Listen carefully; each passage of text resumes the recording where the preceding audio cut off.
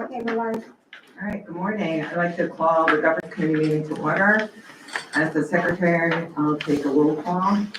Myself, Alan, this is here, Daniel, excuse, Susan, excuse, McLaughlin, and Caitlin O'Brien. Okay, so we have a form check, we're fine.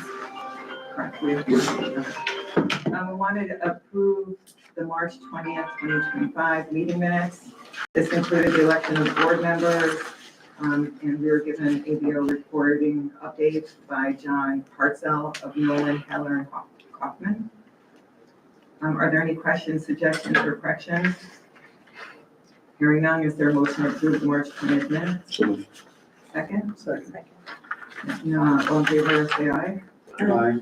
Any nays? Okay, minutes are approved. Under new business, we have the ABO compliance. Do you want me to go over that, or? You can or I can. We just want to note that the public documents have been posted on the website, correct? Correct. Everything's up to date. Board member ABO training. There are some training dates in July available. Has everyone taken it or have scheduled to take it? I think yes, okay. And then the one other thing we want to talk about, discussion of the results of the confidential board survey.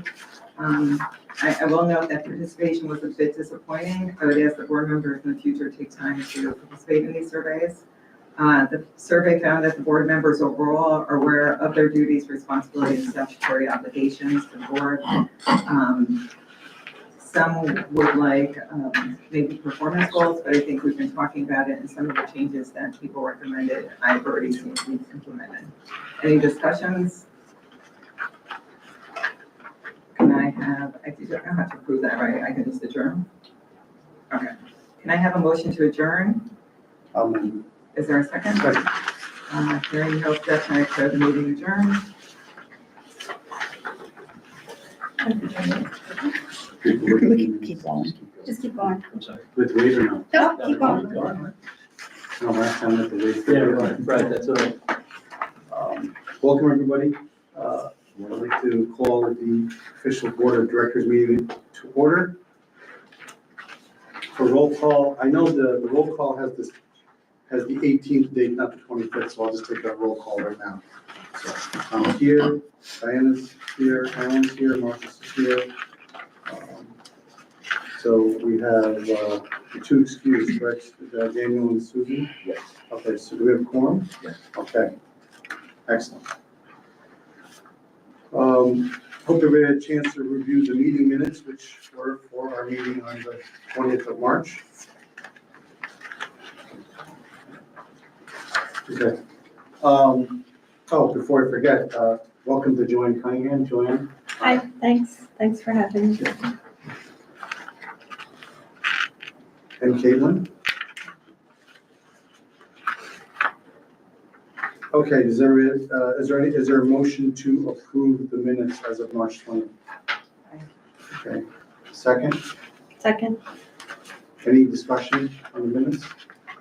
All in favor? Aye. Opposed? Minutes are approved. Do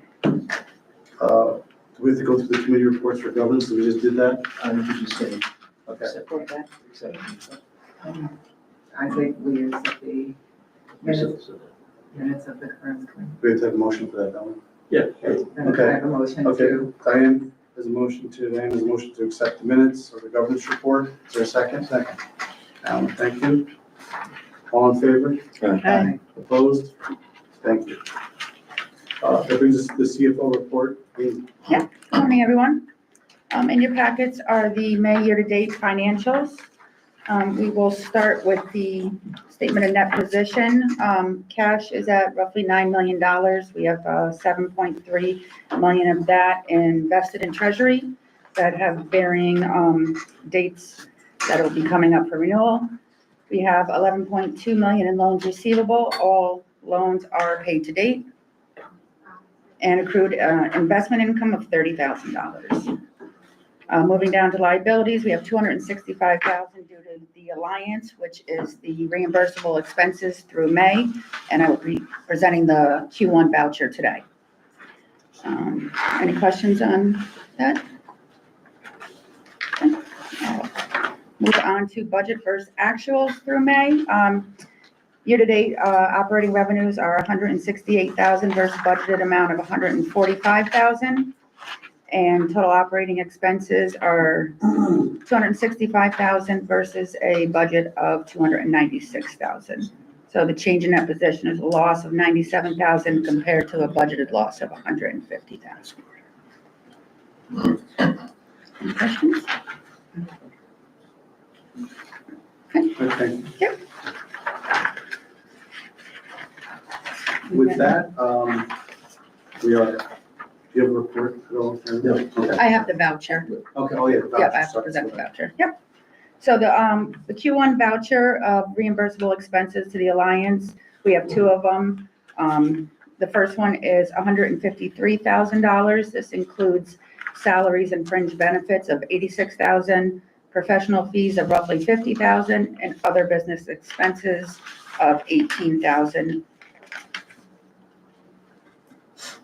The second voucher is the shovel-ready site development fees, which is only $500 for Q1. And that is a payment to National Grid. Right, so remaining is 883,000 for the shovel ready? Yes. Okay. Yep. Any questions on the financials?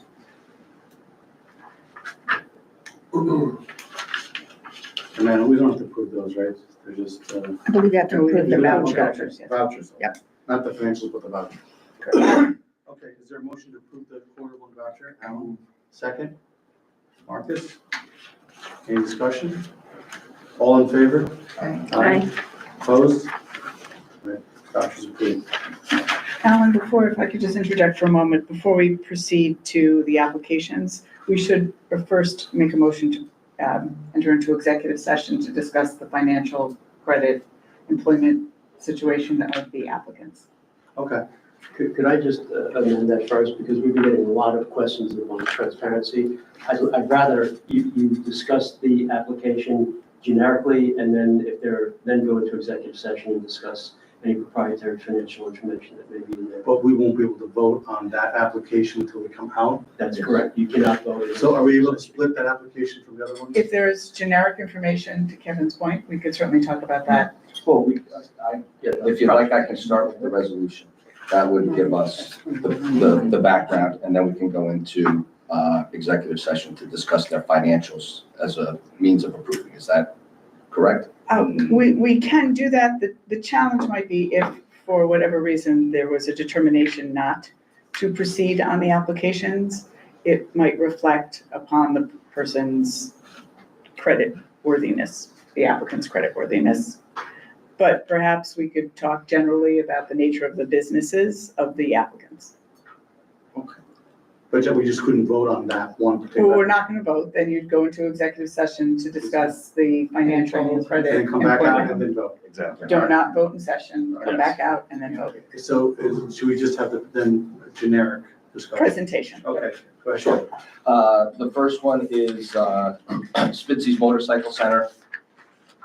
I think everybody knows Spitzy's Motorcycle Center. They bought the business approximately 7 years ago. They bought the building 5 years ago. We assisted with the financing of the business. What I learned a lot about the actual Harley-Davidson industry by reviewing this one. They had a big push at the end of 2002, so there was some strong financials then with a lot of companies across the footprint of Harley-Davidson dealerships. And then there was a little bit the following year, which is pretty standard across the industry.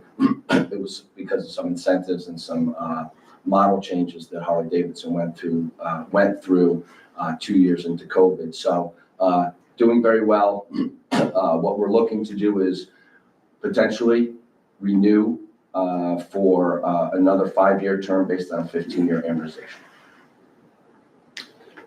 The other One is a longstanding customer, client, Don's Moving and Storage. We helped them purchase 981 Broadway. We helped them purchase that 10 years ago. They're looking to renew for their last 5 years, and they'll be paid in full. Also learned a lot about these guys. 4th generation business located in downtown Albany, with a national carrier as part of their program. Doing very well. And, they're down to only about 8,000 owed, and that'll be paid off in the next 5 years. How many employees? Ken?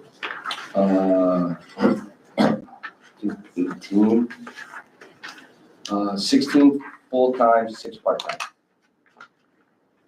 And Spitzy's was what, 20? Yeah.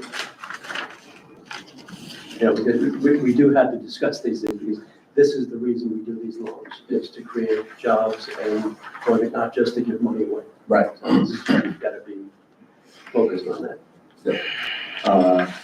Kevin, no issues with either borrower from the rate jump. And look at the rate of 4%, our rate is phenomenal. No, we're not. Compared to the rates I give out, they're phenomenal. Okay?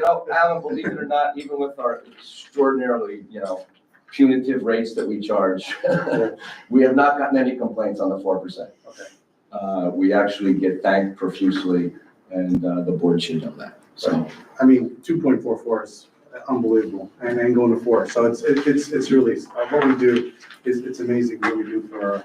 I hate to even say it, but I think we have one client left at like 2.13, or something like that. So, but they'll all come up for renewal, and we'll work, the 4 is the highest rate we can charge by the EDA standards.